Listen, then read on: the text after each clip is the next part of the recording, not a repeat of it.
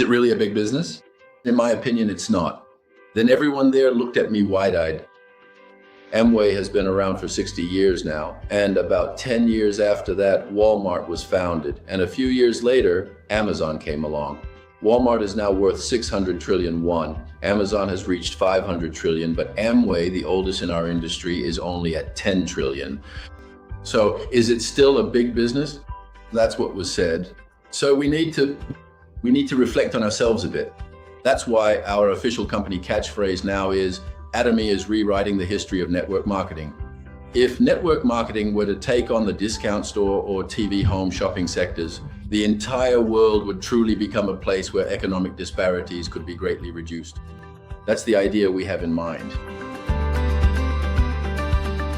In these difficult economic times, a company that breaks new ground for the future and presents solutions for those challenges is called a public interest company. However, Atomy combines its understanding of competition through absolute quality and absolute price with its corporate purpose of democratizing success, tying these together with timing and seasonality to create a tapestry that cannot be copied. This vision is executed through constant review and improvement, allowing the company to continue rising in this manner. For a company to grow, it has to make money, right? The more you earn, the faster you grow. But for a company to grow by distributing profits evenly among producers, intermediaries, and consumers at each stage, that's something remarkable. In a way, it's a mutually contradictory and opposing concept, but achieving harmony among them is fascinating. You could even call it innovative, or say it's a principle of progress. So the idea that everyone should do well together, something so ordinary, can actually become something extraordinary. That's what I think. Usually in marketing, when it comes to differentiation strategies, you don't try to pursue both options. You usually find yourself making an either-or choice. But we actually coined the term both and choice and decided to pursue both directions simultaneously. So this approach is a bit different from the concept of differentiation strategy usually discussed in marketing textbooks. Of course, there were aspects where we significantly reduced costs through mass production and similar methods. But fundamentally, because I have an understanding of cost structures, it was possible to make a convincing case.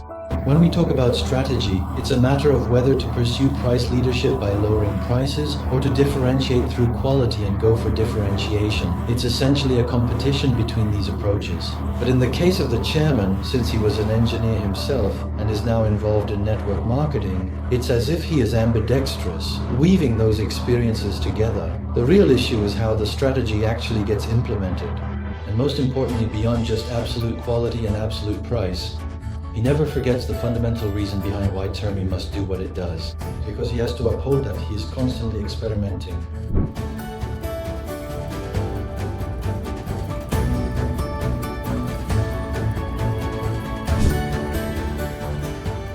They were selected for consumer-centered management.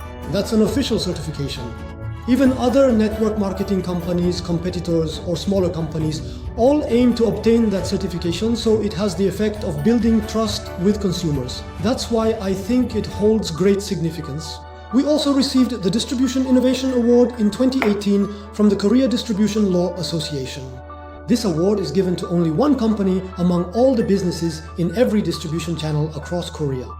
They select companies that rank at least in the top 3 or top 5 within their respective channels, have not caused any consumer complaints or social controversies, and are expected to continue growing in the future.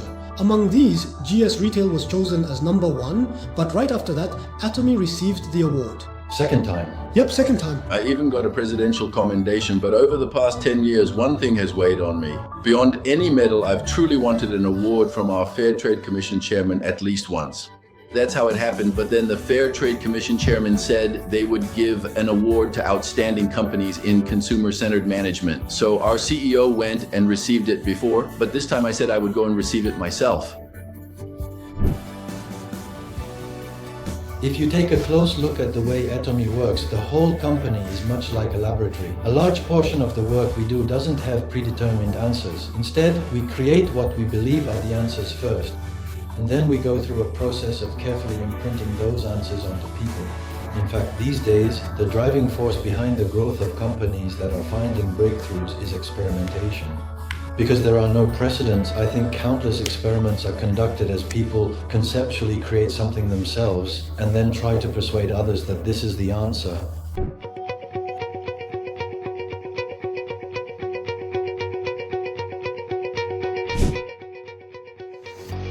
A man by the name of Im Sang-wook once said that the ideal state of matter is to be perfectly flat and level, like still water.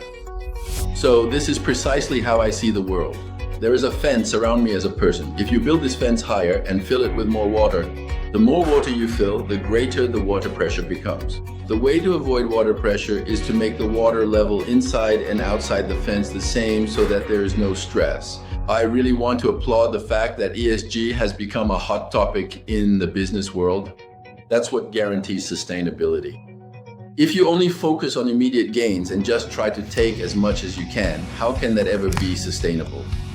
So, from the perspective of naturally and thoughtfully considering sustainability, it is also necessary for us to contribute to society. This kind of approach is the new standard for companies globally, and it presents a new way of execution. But in Korea, it still seems that the vast majority of prominent business leaders do not yet fully grasp or appreciate what a company like Atomy represents. I truly hope that Atomy can become a widely recognized and celebrated success story in these areas, so that even though it is currently a small company, others can learn from its unique management philosophy and strategic approach. What I mainly need to do is make sure things can be divided up well. Manufacturers need a fair unit price, as do consumers, the middlemen handling sales, and our employees. This also extends to the socially disadvantaged, not involved in the front or back end, and those unable to participate in economic activities. As a manager, playing the role of distributing all of this fairly and in balance to the nation and human society as a whole is a very important responsibility. With these thoughts in mind, I started the business. Even now, I still hold on to those beliefs.